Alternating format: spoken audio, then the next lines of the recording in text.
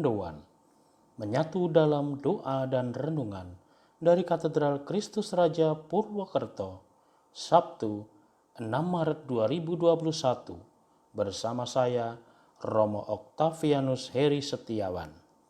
Saudara-saudari yang terkasih, salam sehat dan berkah dalam. Mari kita siapkan hati kita untuk mendengarkan dan merenungkan sabda Tuhan yang diambil dari Injil Lukas. Marilah kita siapkan hati kita. Dalam nama Bapa dan Putera dan Roh Kudus. Amin. Tuhan bersamamu dan bersama rohmu. Inilah Injil Yesus Kristus menurut Lukas. Dimuliakanlah Tuhan. Para pemungut cukai dan orang-orang berdosa biasa datang kepada Yesus untuk mendengarkan Dia. Maka bersungut-sungutlah orang-orang Farisi dan ahli-ahli Taurat. Katanya, ia menerima orang-orang berdosa dan makan bersama-sama dengan mereka. Maka Yesus menyampaikan perumpamaan ini kepada mereka. Ada seorang mempunyai 2 anak laki-laki. Kata yang bungsu kepada ayahnya, "Bapa, berikanlah kepadaku bagian harta milik kita yang menjadi hakku." Lalu ayahnya membagi-bagikan harta kekayaannya itu di antara mereka. Beberapa hari kemudian, anak bungsu itu menjual seluruh bagiannya itu, lalu pergi ke negeri yang jauh. Di sana ia memboroskan harta miliknya dengan hidup berfoya-foya. Setelah dihabiskannya harta miliknya, timbullah bencana kelaparan di negeri itu dan ia pun mulai melarat. Lalu ia pergi dan bekerja pada seorang majikan di negeri itu. Orang itu menyuruhnya ke ladang untuk menjaga babi. Lalu ia ingin mengisi perutnya dengan ampas yang menjadi makanan babi itu, tetapi tidak seorang pun yang memberikannya kepadanya. Lalu ia menyadari keadaannya, katanya, "Betapa banyak orang upahan Bapakku yang berlimpah-limpah makanannya, tetapi aku di sini mati kelaparan.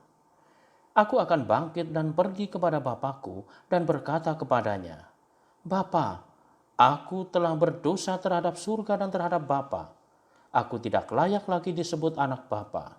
Jadikanlah aku sebagai salah seorang upahan Bapa." Maka bangkitlah ia dan pergi kepada bapanya. Ketika ia masih jauh, ayahnya telah melihat dia. Lalu tergeraklah hatinya oleh belas kasihan. Ayah itu berlari mendapatkannya, lalu merangkul dan mencium dia. Kata anak itu kepadanya, "Bapa, aku telah berdosa terhadap surga dan terhadap Bapa. Aku tidak layak lagi disebut anak Bapa." Tetapi ayah itu berkata kepada hamba-hambanya, "Lekaslah bawa kemari jubah yang terbaik dan pakaikanlah kepadanya. Kenakanlah cincin pada jarinya dan sepatu pada kakinya. Maka ambillah anak lembu tambun itu, sembelihlah dia dan marilah kita makan dan bersuka cita. Sebab anakku ini telah mati dan menjadi hidup kembali.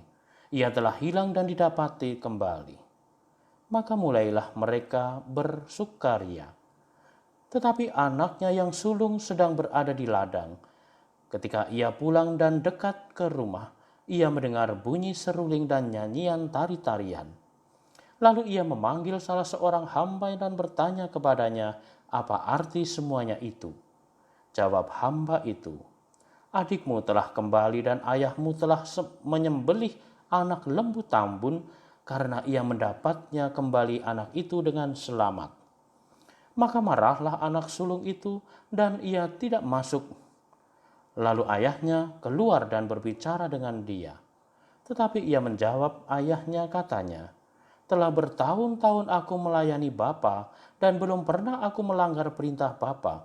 Tetapi kepadaku belum pernah Bapa memberikan seekor anak kambing pun untuk bersuka cita dengan sahabat-sahabatku. Tetapi baru saja datang anak Bapa yang telah memboroskan harta kekayaan Bapa bersama dengan pelacur-pelacur, maka Bapa menyembelih anak lembu tambun itu untuk dia." Kata ayahnya kepadanya, "Anakku, Engkau telah bersama-sama dengan aku dan segala kepunyaanku adalah kepunyaanmu. Kita patut bersuka cita dan bergembira karena adikmu telah mati dan menjadi hidup kembali. Ia telah hilang dan didapat kembali. Demikianlah Injil Tuhan. Terpujilah Kristus. Saudara-saudari yang terkasih, dalam memberikan penghargaan kepada sesamanya, manusia cenderung menghargai sesamanya bukan berdasarkan hakikatnya sebagai manusia yang mempunyai harkat dan martabat. Tetapi penghargaan itu seringkali berdasarkan apa yang ia punyai, prestasi yang ia capai, dan kontribusi yang ia berikan. Oleh karena itu, manusia pun terjebak dalam kompetisi untuk berkarya setinggi-tingginya sampai menjadi seorang manusia yang mempunyai kekayaan, kedudukan, dan sekaligus menjadi dermawan. Saudara-saudariku yang terkasih, Yesus tidak demikian. Ia tidak sekadar bercakap-cakap dengan orang berdosa, bahkan ia makan bersama-sama dengan mereka. Yang dalam tradisi Yahudi, makan bersama menunjukkan suatu hubungan yang akrab dan saling menghargai satu dengan yang lain. Orang-orang Farisi dan ahli Taurat mengecam Yesus sebagai seorang yang terlalu kompromi dalam soal moralitas, karena bagi mereka akrab dan berdekatan dengan orang berdosa adalah najis. Yesus menjelaskan dasar tindakannya dengan 3 buah perumpamaan sekaligus yang mempunyai tema yang sama. Dengan menceritakan perumpamaan yang sedemikian, Yesus paling tidak memiliki maksud. Yang pertama, ia mengekspresikan kesungguhan dan keseriusan atas penjelasan tentang sikapnya terhadap orang berdosa. Yang kedua, ia rindu agar orang Farisi dan ahli Taurat serta semua pengikutnya meneladani dia. Dan yang ketiga, perumpamaan itu mengungkapkan baik dirham, domba, dan anak bungsu masing-masing mempunyai nilai yang tak terhingga bagi pemiliknya. Nilai itu timbul bukan dari apa yang dapat mereka lakukan atau jumlah mereka karena hanya satu yang hilang, tetapi timbul dari hakikat mereka masing-masing. Oleh karena itulah, ketika kembali ditemukan, meluaplah sukacita pemiliknya sampai mengajak orang-orang lain pun untuk ikut bersukacita. Nilai manusia terletak pada hakikatnya sebagai makhluk yang telah diciptakan serupa dan segambar dengan Sang Pencipta yang agung. Seorang bapa tidak tega melihat anaknya menderita, dan rasa belas kasihan mengalahkan segala kesalahan. Perbuatan durhaka si bungsu tidak mengantar kepada keselamatan, namun penyesalan dan pertobatan yang mengantar dia pada hidup yang penuh sukacita.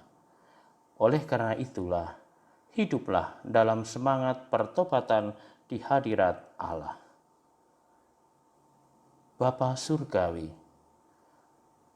kami bersyukur dan terima kasih karena kasih-Mu kepada kami. Dan kami mohon jagalah agar kami tidak akan pernah melupakan belas kasih-Mu terhadap diri kami yang penuh dosa ini. Tetapi kami ingin bertobat dan merasakan sukacita surgawi. Demi Kristus, Tuhan dan pengantara kami. Amin. Tuhan bersamamu dan bersama rohmu. Kita sekalian senantiasa diberkati oleh Allah yang Maha Kuasa, Bapa dan Putera dan Roh Kudus. Amin. Selamat beraktivitas, Tuhan memberkati. Salam mendoan.